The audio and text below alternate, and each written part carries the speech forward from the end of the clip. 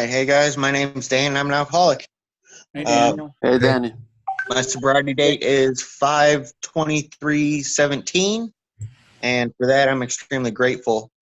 I find it to be extremely fascinating, before I start off with my experience, strength, and hope, that all these people from all over the world can come together to share their experience, strength, and hope with each other online. That is awesome. The fact that you guys have an interpreter, that that really touches me, because I happen to go to a lot of YPAW conferences, and most of the time there is not an interpreter there, so we can't reach those people that can't quite understand what we're saying. And for that reason, I actually became the district chair for accessibility in my district, because I want to be able to provide AA meetings to any and everyone who needs it. Because beforehand, I never thought about it. People that are deaf also need Alcoholics Anonymous. I just never put two and two together, and maybe that's my ignorance or whatever. But I just want to say I'm extremely thankful for you guys out there doing this, and it means a lot to me.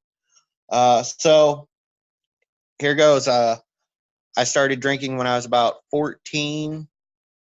Uh, I was a blackout drinker from the very beginning. I would drink to excess. I started skipping school to the point to where I was in ninth grade 4 times. I lost a lot of friends due to my alcoholism that early on. My family really didn't want anything to do with me at that point. They started locking me up in psychiatric wards because they didn't know that I was an alcoholic. They just thought I had mental issues. And uh, so fast forward to about 21, I got my first DWI. I would wake up in the mornings, and I would go out to my car just to see if there was any dents or blood on the car, make sure I didn't hit anyone. Numerous times I would wake up and my mom would be yelling at me that there was blood all over the place, and it was usually my own, because I would trip and fall and bust my head. And I've been in and out of the rooms for about 15 years, and this last time when I came in, it was actually a lawyer who told me that if I did not come to this program down here, that was a year-long program, and do it, she wouldn't represent me anymore. And so I, came not fully willing, but I came nonetheless. And the first couple of months, I was like, I don't know, what are these guys really on? Why are they so happy and all this, And I started asking people, I'm like, well, why are you so happy? And they told me about the promise in the big book that we will be happy, joyous, and free.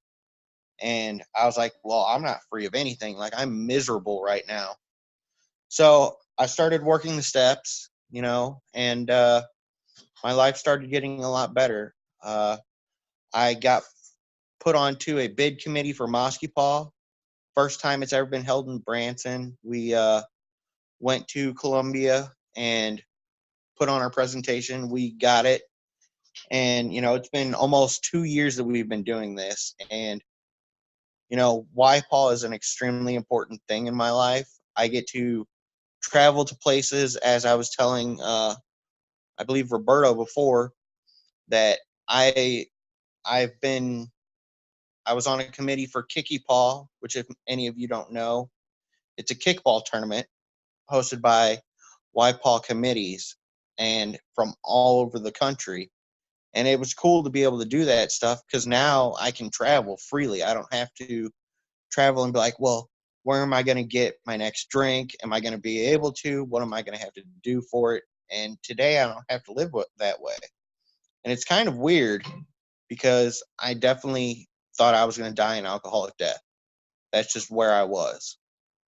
And, today I have some material blessings, but the most important thing that I have is my spiritual connection with God, because when I came in, I had a lot of resentments towards God. I've lost my mom and my grandpas and grandmas, and I always blamed God for taking those people from me. And when I started talking to my sponsor about it on my fourth step, he said, God doesn't take, he receives. And, that put a little bit of peace to it. And I was able to let that go. So, you know, every day is definitely a miracle for me, because if you're anything like me, then even staying sober for an hour is difficult. But once you get past that point, you start working the steps and you do what the big book tells you to, uh, it's definitely changed my life for the better. And I don't know how much time I've been talking, but I think I'd like to hear about the we part of the program, because for me, the we, uh, I couldn't do it without you guys. I would be lost. I mean, I tried to get sober for so long, all by myself. I tried every conceivable way, as it states in the big book, from switching to wine to drinking only during the day or the weekends. I tried all that. None of that worked for me. And so without the other people in the program to guide me, I would have been lost. And now I have a lot of people that I call uh, family because of this program. I can count on them if I need them. And, I really am extremely grateful for this program and for all of you and what you guys are doing. I think it's awesome. And I think that's all I have.